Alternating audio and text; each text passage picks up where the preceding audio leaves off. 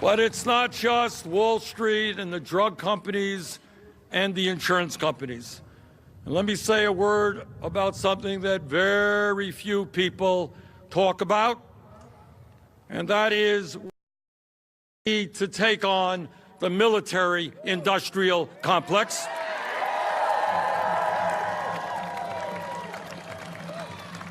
And we say to the military-industrial complex that we will not continue to spend $700 billion a year on the military.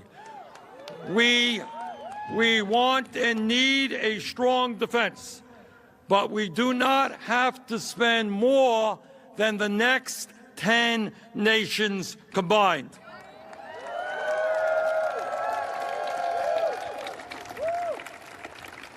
We are going to invest in education. We're going to invest in affordable housing. We're going to invest in rebuilding our crumbling infrastructure. But we are not going to invest in never-ending wars.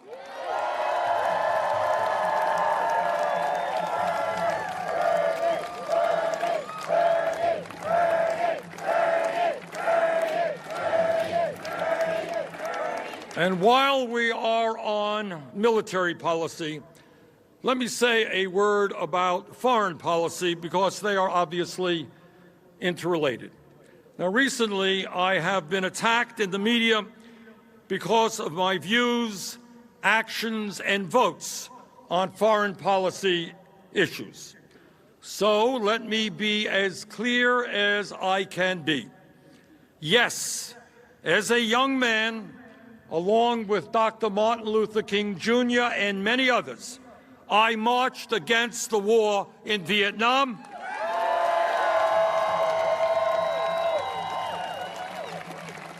A war which ravaged my nation, which left 59,000 brave young Americans dead, as well as killing over 1 million Vietnamese people. I make no apologies for having opposed that war.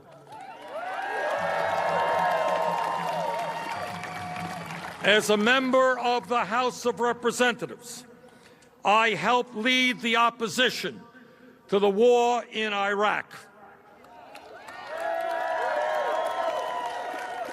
I did not believe Dick Cheney or John Bolton or President Bush and others when they told us that Iraq had weapons of mass destruction and that we had to invade that country. The war in Iraq turned out to be the worst foreign policy blunder in the modern history of our country and has led to the destabilization of that entire region with more war, more death, and more suffering. I make no apology for leading the effort against the war in Iraq.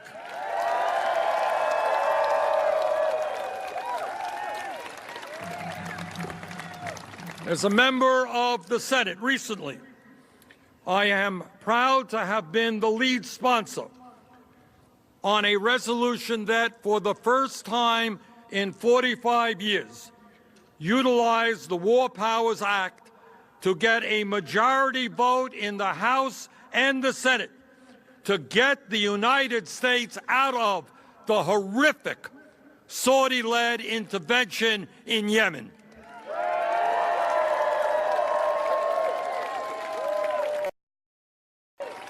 A war that is unauthorized and a war that is unconstitutional.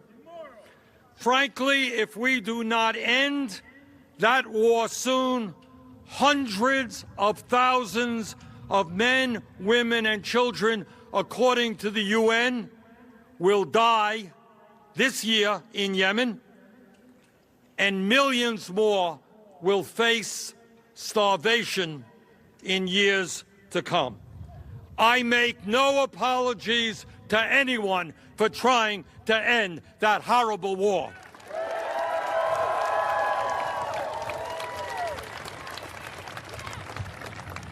And finally, right now, this minute, I am doing everything that I can, working, by the way, with some honest conservatives in the Senate, to prevent Donald Trump and John Bolton from taking us into a war in Iran.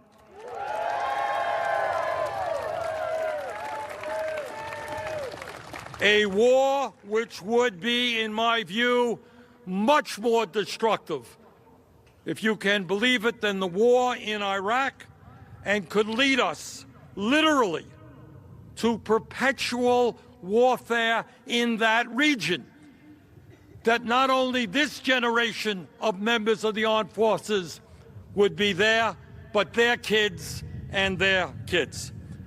So I make no apologies for trying to do everything that I can to make sure this country does not get into another war in the Middle East.